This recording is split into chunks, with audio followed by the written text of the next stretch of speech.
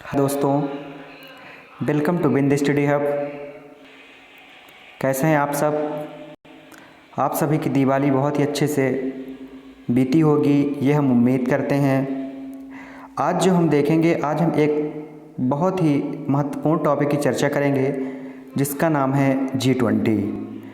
G20 जो group of 20 है, ये क्या है, कैसे कार्य करता है, किस लिए बनाया गया है, इसकी वर्तमान समिट कहाँ कहाँ हुई है, इसके बारे में आज हम इस वीडियो में चर्चा करेंगे।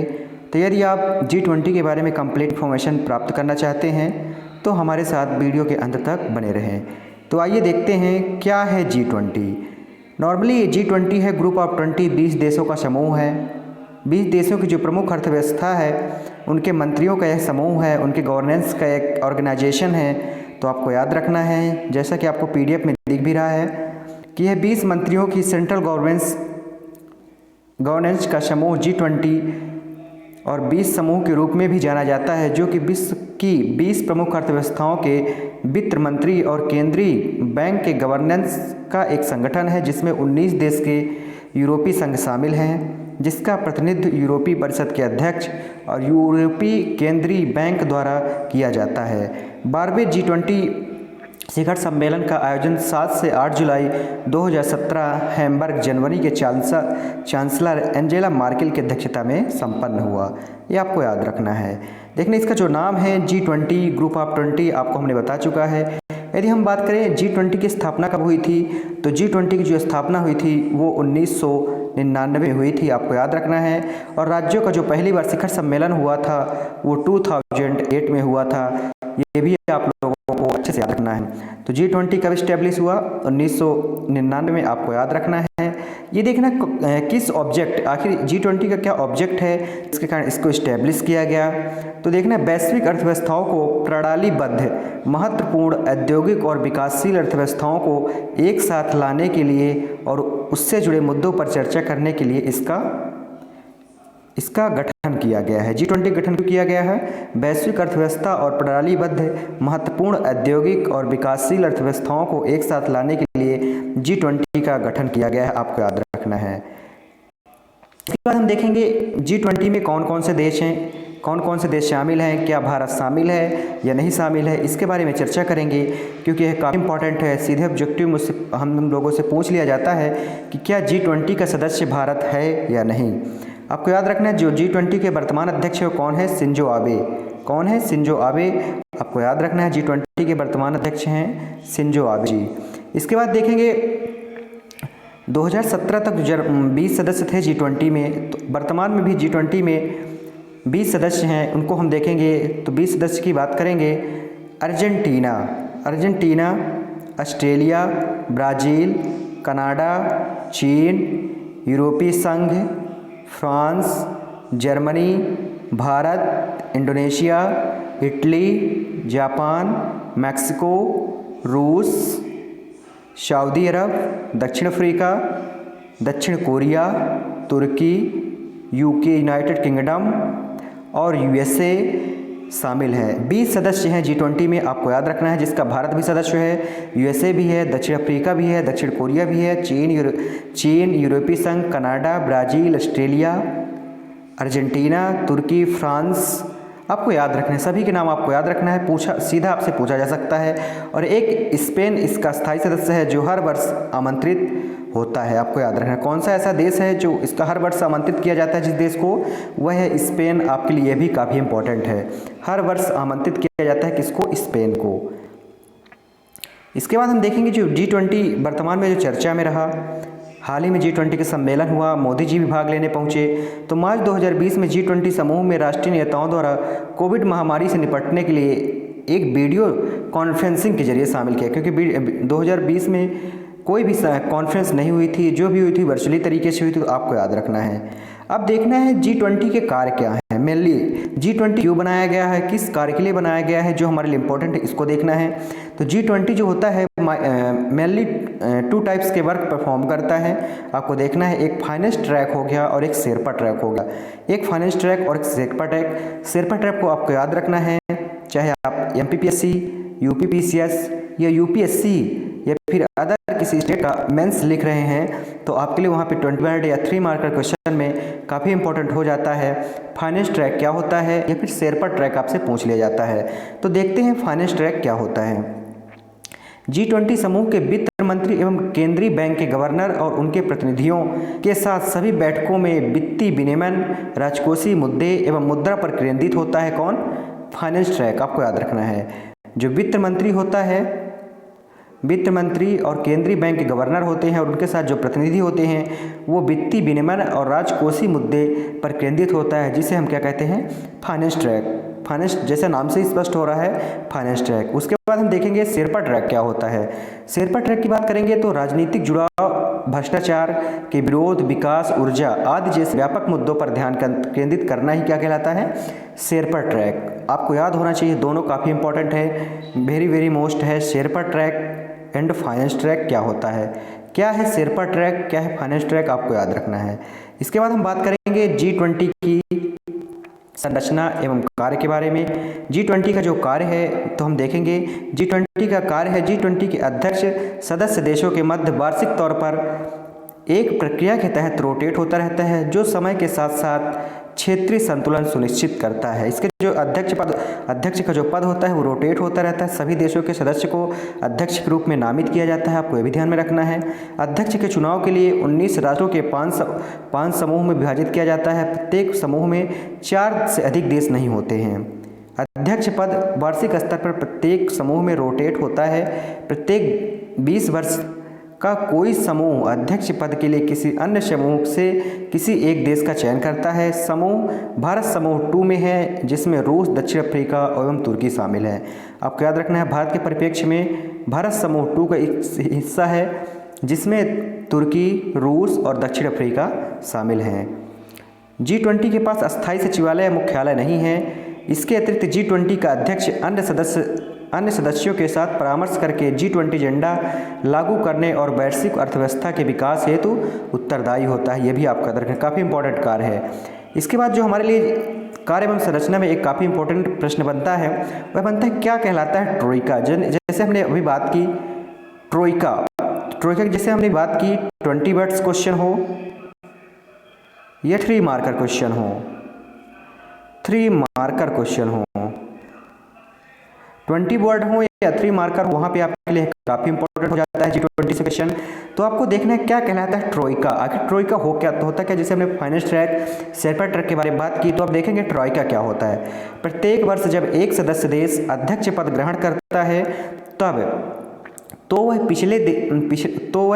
देश पिछले वर्ष के अध्यक्ष देश एवं अगले वर्ष के अध्यक्ष देश के साथ समन्वय स्थापित करके कार्य करता है और इस प्रक्रिया को सामूहिक रूप से ट्रोइका कहते हैं। आपको याद रखना है, प्रत्येक वर्ष जब अध्यक्ष का चुनाव होता है और अध्यक्ष जब पद ग्रहण करता है तो वह पिछले वर्ष का जो अध्यक्ष, जिस देश का जो अध्यक्ष होता है और अगले वर्ष का जो अध्यक्ष बनता है, जिस देश का होता है, उसके बीच समन्वय स्थापित करके कार्य करता है और इसी प्रक्रिया को हम क्या कहते हैं? ट्रोइका कहते हैं। यह समूह में एजेंडे की अनुकूलता एवं निरंतरता को सुनिश्चित करता है। आपको याद रखना है, एजेंडे की अनुकूलता और निरंतरता को सुनिश्चित करता है ये ट्रोइका। आपको याद रखना है ट्रोइका क्या होता है, काफ़ी इंपॉर्टेंट है, वेरी मोस्ट क्वेश्चन है, आपको याद रखना है ट्रोइका।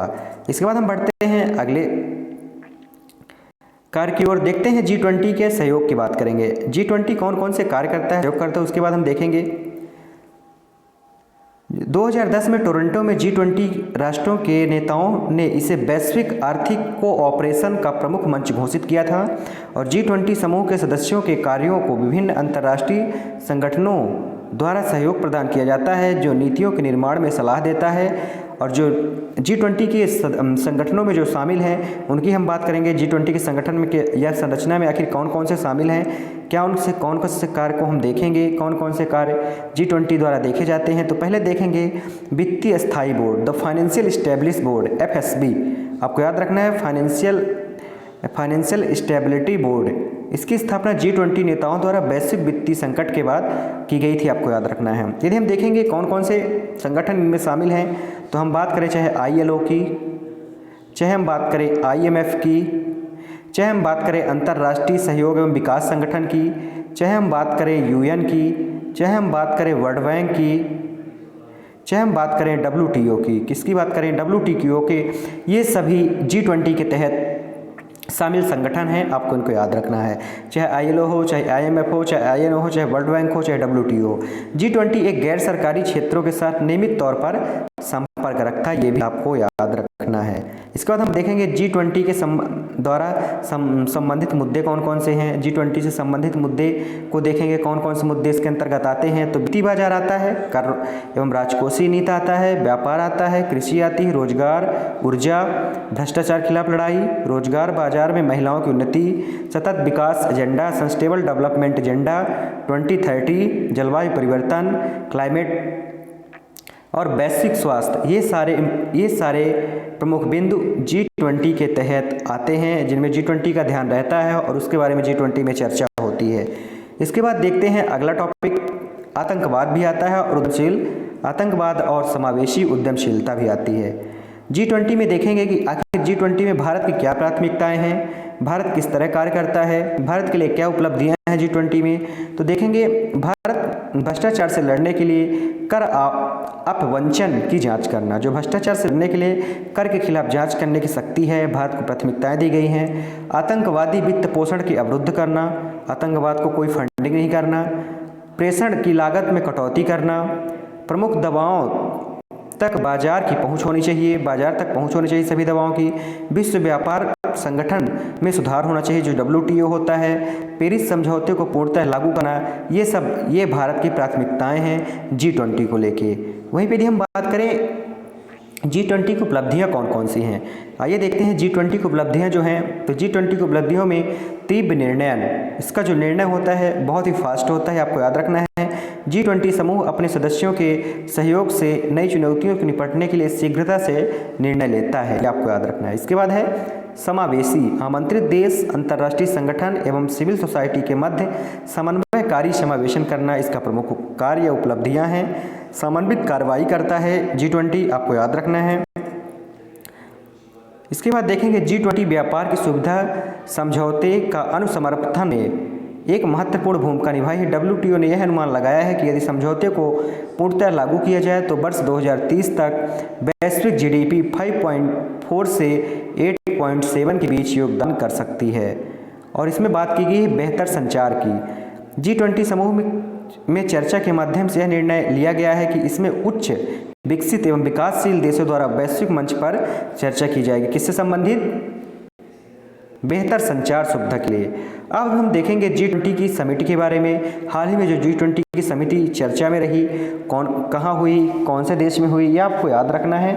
तो जो 2020 में G20 समिट हुई थी वह कहाँ हुई थी, सऊदी अरेबिया के रियाद शहर में हुई थी, आपको याद रखना है। किंग सलमान थे, इसकी अध्यक्षता किसने की थी, किंग सलमान ने, आपको ये भी याद रखना है। कोविड-19 को जो पेंडेमिक आया था उसके बारे में भी चर्चा हुई थी।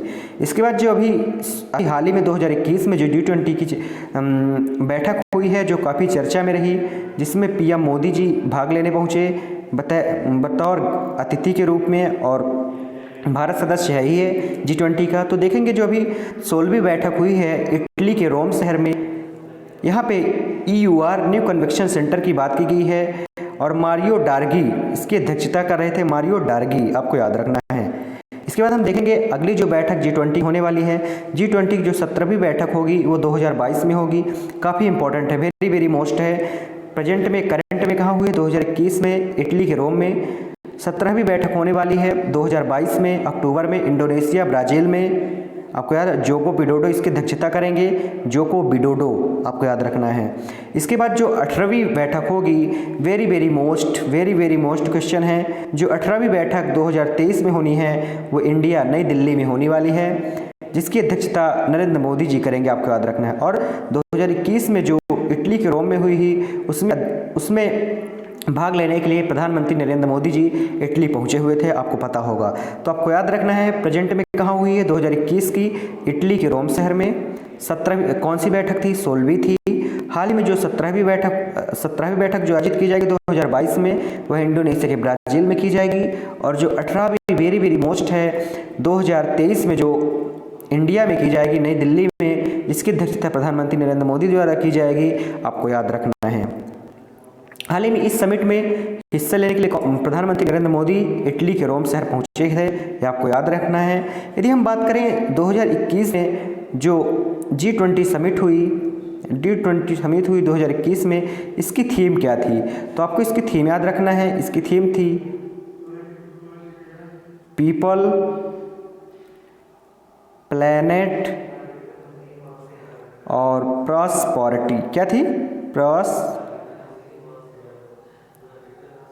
पीपल, प्लैनेट और प्रॉस्पेरिटी इसकी थीम थी, आपको याद रखना है। आपसे सीधे पूछ सकता है G20 समिट में 2021 की थीम क्या थी? तो पीपल, प्लैनेट, प्रॉस्पेरिटी थी 2021 G20 समिट की थीम थी, आपको याद रखना है। और ये भी याद रखना है कि 2021 की जो बैठक हुई रोम के इटली में हुई, और 2022 की जो 17वीं होने वाली है इंडोनेशिया के ब्राज़ील में 2022 में, और 2023 में नई दिल्ली इंडिया में आयोजित की जाएगी G20 की बैठक, 18वीं बैठक होगी जो इंडिया में आयोजित की जाएगी। तो हमने यहाँ पे देखा G20 के कार्य, G20 की उपलब्धियाँ, G20 से कौन से 20 वर्ड हैं उनको हमने कवर किया, प्री में कौन से क्वेश्चन आ सकते हैं उनको हमने कवर किया। तो और याद रखना है आपको G20 आपके लिए एक काफ़ी महत्वपूर्ण ऑर्गेनाइजेशन है जिससे क्वेश्चन पूछा जा सकता है, चाहे हम प्री की बात करें या मेंस की बात करें, उसकी दृष्टि से काफ़ी इंपॉर्टेंट क्वेश्चन है, आपको याद रखना है। इसकी समिट भी याद रखनी है, समिट भी पूछ लेता है डायरेक्ट, कौन सी समिट कहाँ हुई, उसकी किसने की, तो आपको याद रखना है। यदि आपको हमारे यह वीडियो पसंद आया हो तो ज़्यादा से ज़्यादा हमारे वीडियो को शेयर करें, अपने दोस्तों तक पहुँचाएँ और हमारे चैनल को सब्सक्राइब करें। हम आपकी तरह और ऐसी अच्छी से अच्छी वीडियो लाने की कोशिश करेंगे। मिलते हैं इसी तरह अगले वीडियो में। हमारे चैनल को लाइक, शेयर और सब्सक्राइब करें।